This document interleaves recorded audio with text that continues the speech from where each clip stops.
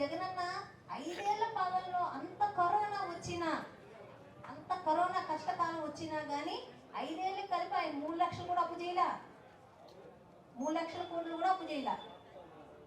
అంత తక్కువ అప్పు చేసి ఆయన 5 ఏళ్ల కాలాన్ని ఆయన గడిపి అందరికీ సంక్షేమ పథకాలు అందజేసి అంత అభివృద్ధి పదంలోకి తీసుకెళ్లి ఇన్ని రకాలుగా పాలన చేస్తే 18 నెలల కాలానికి 3 లక్షల కోట్లు అప్పు చేసిన చంద్రబాబు నాయుడు ఆ డబ్బులు ఎవరికి ఇచ్చాడు, ఎవరు జోబులో పెట్టుకున్నారు, ఎవరు ఆ డబ్బుల వల్ల పెద్దవాళ్ళు అవుతున్నారు?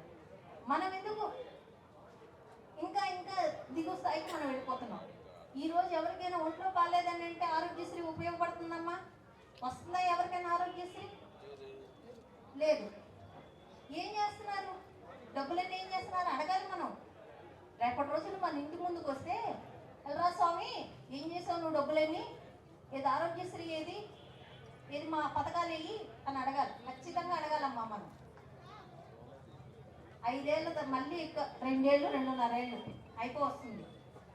ఎలక్షన్స్ వస్తాయి. ఒక్కసారి మనం మనసుతో ఆలోచిద్దాం, మన బుర్రతో ఆలోచిద్దాం. మన భవిష్యత్తు కావాలి మనకి. ఆ రోజు ఇచ్చిన 500, 1000 రూపాయల, 2000, 1500 కాదు. 5 ఏళ్ళ మన జీవితాన్ని తాకట్టు పెట్టేస్తాం ఒక్క రోజు కోసం. అది ఒక్కసారి మనం ఆలోచించుకోవాలి.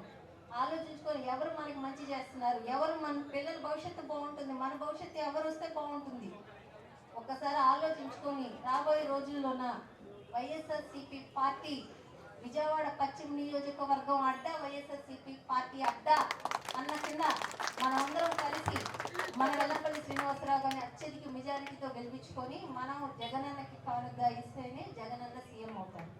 ఇలాగా 175 నియోజకవర్గంలో ప్రతి ఒక్క ప్రజలు కానీ, నాయకులు కానీ, కార్యకర్తలు కానీ ఈ రకంగా ఆలోచిస్తేనే జగనన్న సీఎం అవుతారు.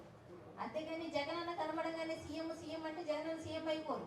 ఎందుకంటే మన నాయకులు మనం కనిపించుకోకపోతే జగనన్న ఎట్లా సీఎం అయిపోతారు?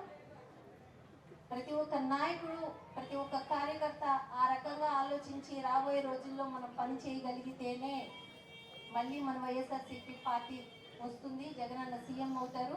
అలాగే మన వెల్లంపల్లి శ్రీనివాసరావు గారు కూడా అత్యధిక మెజారిటీతో మనం గెలిపించుకుందామని మీ అందరికీ అభ్యర్థిస్తూ ఈ అవకాశం కల్పించిన పెద్దలందరికీ ధన్యవాదాలు.